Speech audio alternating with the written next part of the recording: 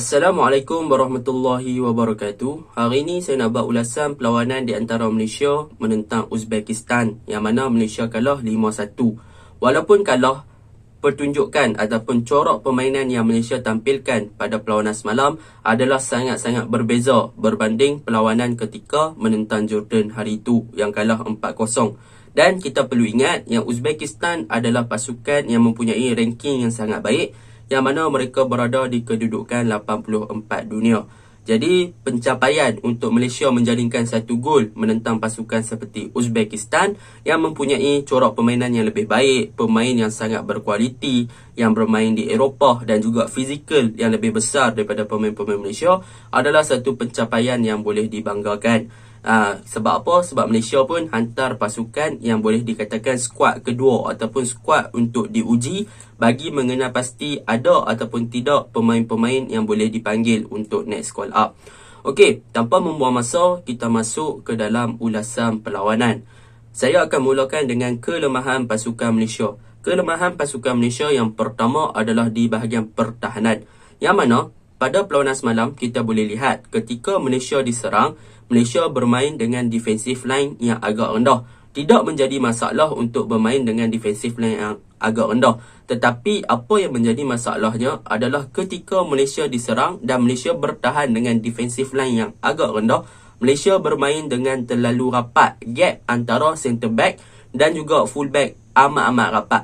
Iaitu kita boleh lihat Rizal Ghazali akan rapat dengan Aidil, Arif Fazilah akan rapat dengan Irfan Zakaria, yang mana perkara ini telah memberi ruang kepada pemain-pemain Uzbekistan untuk mengawal ataupun untuk memenuhi ruang-ruang kosong yang ada dalam kotak penalti. Kita boleh lihat perkara ini dengan lebih jelas kalau kita lihat gol pertama dan juga gol kedua pasukan Uzbekistan. Bagaimana Uzbekistan penetrate bahagian pertahanan kiri pasukan Malaysia dan akhirnya mereka akan buat lambungan ke bahagian kanan lalu disudahkan oleh pemain di bahagian kanan.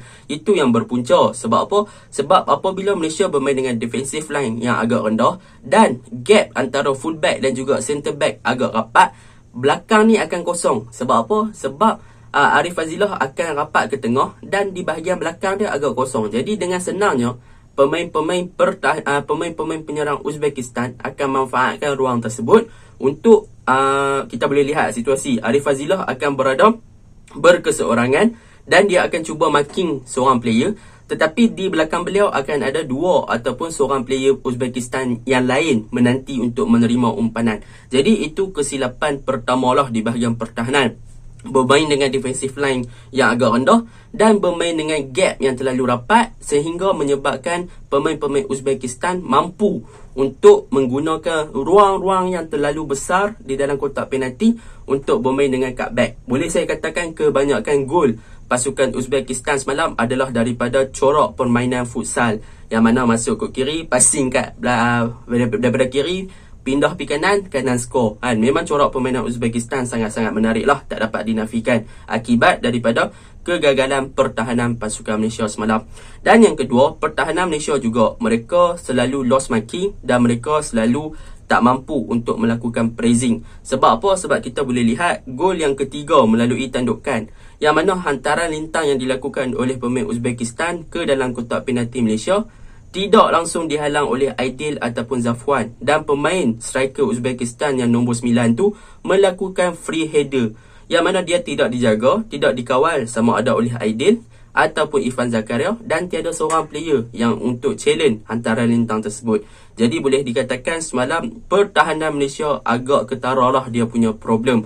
Harap Tan Chee Ho boleh perbaiki pertahanan Malaysia untuk menjadi lebih solid dan berdisiplin serta mempunyai komunikasi yang baik dan mampu untuk menutup ruang-ruang yang besar. Tidak menjadi masalah untuk bermain low block ataupun defensive line yang agak rendah, tetapi pastikan mereka tidak memberi space ataupun ruang yang sangat besar kepada pemain lawan untuk pemain lawan manfaatkan ruang-ruang kosong tersebut untuk membuat umpanan dan untuk menjaringkan gol. Itu yang pertama dan yang kedua tentang kelemahan pasukan Malaysia di bahagian pertahanan. Kelemahan pasukan Malaysia yang ketiga adalah di bahagian midfield. Malaysia menggunakan sistem double pivot, iaitu Akram dan juga Kenny Parash bermain di bahagian defensive midfielder. Mereka berdua bermain boleh dikatakan agak-agak bagus di bahagian DM ataupun defensive midfielder tersebut. Mereka bermain dengan berlari untuk meligang bola, melakukan pressing kadang-kadang dan sebagainya. Cumanya apa yang menjadi masalah pada jentera tengah pasukan Malaysia semalam adalah Malaysia tiada kreator ataupun tiada seseorang yang boleh create game di bahagian tengah. Jadi apabila tiada seseorang pemain yang boleh berfungsi sebagai attacking midfielder ataupun seorang pemain yang boleh untuk create game, maka tengah pasukan Malaysia ni tak mampu nak hidup dengan sangat-sangat baik. Jadi boleh katakan Malaysia tiada perancang utama di bahagian tengah yang menyebabkan Malaysia agak pasif dan juga agak statik di bahagian tengah, yang menyebabkan Malaysia tak boleh nak melakukan serangan di bahagian tengah ataupun memulakan serangan di bahagian tengah kerana tiada perancang yang boleh berbuat demikian. Itu masalah Malaysia di bahagian tengah. Yang ketiga, masalah Malaysia di bahagian tengah dan juga bahagian serangan adalah mengenai off-ball movement, iaitu pergerakan tanpa bola. Kita boleh lihat pada perlawanan semalam, pergerakan tanpa bola Malaysia memang agak-agak boleh dikatakan agak statik. Yang mana bila Faisal Halim dapat bola, dia yang perlu menggerakkan bola ke hadapan. Tetapi pemain-pemain lain tidak memberi support dan tidak mencari space ataupun tidak membuka ruang bagi menerima umpanan ataupun menerima passing daripada beliau. Dan perkara itu membuatkan Malaysia punya corak permainan adalah bergantung kepada individu kualiti sahaja, yang mana mereka berharap kepada Faisal Halim untuk buat something dan juga menyerang pasukan Uzbekistan dengan kualiti individu yang beliau ada, bukannya bermain sebagai team play. Sebab apa? Sebab off ball movement kurang, maka Malaysia tak boleh nak melakukan serangan ataupun build up dengan sangat-sangat baik. Itu kelemahan Malaysia yang seterusnya. Dan yang seterusnya, kelemahan Malaysia lagi adalah mengenai build up gameplay mereka yang dilakukan daripada bawah ketika mendapat goal kick. Kita kena faham, Malaysia cuba nak build up daripada bawah ketika goal kick adalah disebabkan masalah fizikal.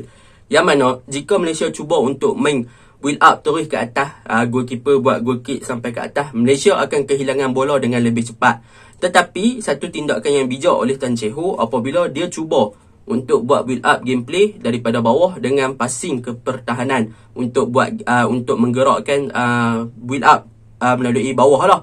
Tetapi apa yang menjadi masalahnya, kedua-dua pertahanan Malaysia iaitu Irfan Zakaria dan juga Eddie Zafwan agak gelabah apabila menerima bola. Apabila mereka pegang bola sahaja, mereka terus ditekan oleh pemain-pemain Uzbekistan yang menyebabkan mereka berdua ni lambat untuk settle down dan mereka akan membuat simple mistake, passing ke Arif Fazilah, tiba-tiba bola out dan sebagainya. Jadi itu satu benda yang patut mereka perbaikilah. Mereka perlu lebih tenang untuk mengawal bola di bahagian bawah. Sebab apa? Sebab nak main bola tinggi, nak main passing ke hadapan dah tak boleh sebab fizikal dah kalah. So satu-satunya cara adalah build up daripada bawah.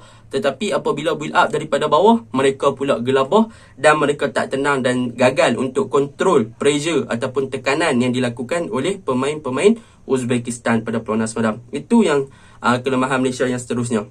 Okey, sudahlah tentang kelemahan Malaysia.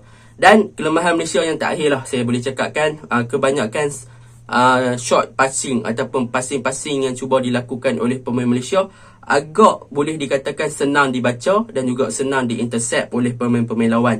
Mereka perlu perbaiki. Apa yang perlu diperbaiki oleh Malaysia? Satu, pertahanan perlu lagi solid, perlu lagi peka dengan keadaan sekeliling.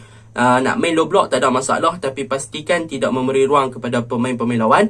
Yang kedua adalah tentang off-ball movement.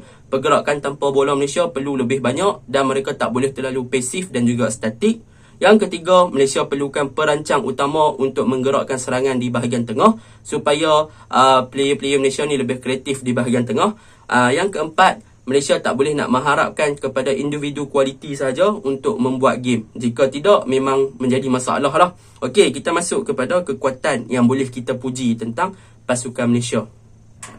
Apa yang boleh kita puji pada pasukan Malaysia pada perlawanan semalam adalah yang pertama, yang mana Tan Chee Ho menurunkan Luqman Hakim. Yang mana pada perlawanan semalam boleh dikatakan Luqman Hakim menunjukkan satu prestasi yang sangat baik, tetapi bukan dalam in term of attacking, bukan bermaksud menyerang dengan baik, tetapi daripada segi determination, iaitu semangat dan bersungguh-sungguh. Daripada segi cover defense, yang mana beliau juga melakukan bantuan untuk memberi pertolongan kepada bahagian tengah dan juga bahagian pertahanan dan melakukan pressing. Memang Luqman Hakim memang sangat-sangat cemerlang daripada corak ataupun semangat yang ditunjukkan. Tetapi daripada segi support di bahagian serangan, Luqman Hakim boleh dikatakan lebih kurang macam Di Paula. Cumanya Di Paula ni dia tak semangat, dia tak rajin dan sebagainya lah. Itu yang menjadi perbezaan antara Luqman. Yang mana Luqman lebih rajin, lebih bersemangat, dia punya determination, dia punya pressing yang memberikan sesuatu kepada pasukan skuad kebangsaan tu. Nampak yang dia main tu bersungguh-sungguh berbanding Di Paula yang joget kaki dan sebagainya.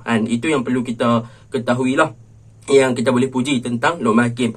Yang kedua adalah tentang Faisal Halim. Pada perlawanan semalam, pemain yang paling menyelah adalah Faisal Halim. Yang mana Faisal Halim bermain dengan sangat baik. Dia berjaya dribble, berjaya menguncang-ngancingkan bahagian tengah dan juga pertahanan pasukan lawan. Ada satu shoot on target kena palang dan sebagainya. Boleh dikatakan Faisal Halim adalah pemain yang patut dipanggil lagi untuk next call up. Dengan prestasi beliau menentang pasukan ranking 84 dunia, memang sangat menakjubkan lah untuk player yang bertubuh kecil seperti itu. Memang patut diberi pujian dan patut berbangga lah dengan corak permainan yang ditampilkan oleh Faisal Halim. Yang ketiga, apa yang boleh saya katakan, Kenny Parash dan juga Akram Mahinan bermain dengan sangat baik di bahagian tengah, yang mana mereka boleh dikatakan bermain dengan sistem double pivot yang bagus. Cumanya mereka kurang pressing yang sangat-sangat, yang mana pressing mereka yang lakukan tu boleh dikatakan ikut suka mereka nak lari kat mana. Mereka tak ada hala tuju. Kalau mereka boleh perbaiki, mereka boleh aim, kawan ni pegang bola, mereka akan press orang yang pegang bola dan mereka cepat untuk cover space ataupun ruang di bahagian kanan dan juga bahagian kiri. Maka sistem double pivot Malaysia ni akan jadi lebih sistematik dan lebih cemerlang lah ketika diserang oleh pasukan lawan. Okey, itu yang kita boleh puji. Yang keempat yang boleh puji juga tentang Rizal. Walaupun Rizal kadang-kadang semalam dia kena attack teruk oleh Uzbekistan, tetapi kita kena bagi pujian juga sebab gol Malaysia terhasil daripada gerakan dia dan juga Akram Mahinan. Jadi Akram Mahinan passing kat Rizal, Rizal passing kat Faisal, Faisal shoot tempiah, buh gol. Jadi benda tu patut diberi pujian lah menentang pasukan 84 ranking dunia. Okey, itu untuk pasukan Malaysia. Dan apa yang saya paling kecewa adalah tentang Di Paula lah. Yang mana apabila Di Paula dimasukkan, memang boleh katakan Malaysia bermain dengan kurangnya praising ataupun tekanan kepada pemain-pemain lawan. Yang mana Luqman Hakim boleh buat benda tu pada first half, tetapi bila masuk Di Paula minit-minit akhir, Di Paula tak boleh nak buat benda yang sama seperti Luqman buat. Agak merugikan lah. Dia ingat dia star, masuk-masuk, lenggok badan, cekak pinggang, jalan, slow jogging dan sebagainya. Tiada semangat yang ditunjukkan oleh Di Paula. Macam mana dia nak jadi seorang striker yang hebat kalau dia tak boleh nak menunjukkan semangat yang berjuang yang sangat tinggi untuk pasukan Malaysia. Itu yang saya boleh cakap. Untuk Uzbekistan, saya boleh katakan pemain nombor 10 mereka adalah pemain yang paling cemerlang pada perlawanan semalam, Masharipov. Yang mana nombor 10 semalam adalah orang yang menggerakkan semua game, semua gol oleh pasukan Uzbekistan. Lebih kurang 4 ke 5 gol direncanakan oleh pemain nombor 10 dan beliau bermain dengan 90 minit. Jadi boleh katakan kunci utama Uzbekistan adalah pemain nombor 10. Memang beliau beraksi dengan sangat cemerlang pada perlawanan semalam. Itu saja. Secara keseluruhannya memang kualiti ranking antara kedua-dua pasukan ni nampak sangat berbeza, tetapi gameplay Malaysia agak improve berbanding menentang Jordan pada perlawanan hari itu. Itu saja. Assalamualaikum.